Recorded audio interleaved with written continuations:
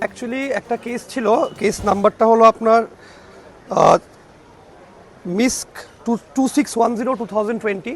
এই মামলাটি Tripura police অ্যাক্টের section 82-তে register করা হয়েছিল।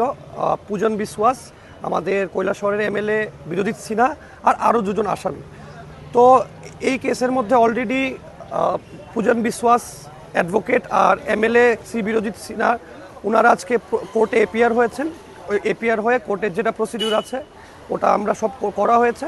তাছাড়া বাকি দুইজন যে আসামি ছিল এই কেসে তারা এখনও এপিআর করেনি। তো এখন তৎক্ষণাৎ কেসটা তো কেসের মতো চলবে। এটা বেসিক্যালি কেসটা হয়েছিল একটা আইন অমান্য, একটা প্রতিবাদ একটা হয়েছিল 2019 সালে হয়তোবা, সেটা হয়েছিল আপনার পুরনো গভর্নর হাউসের সামনে।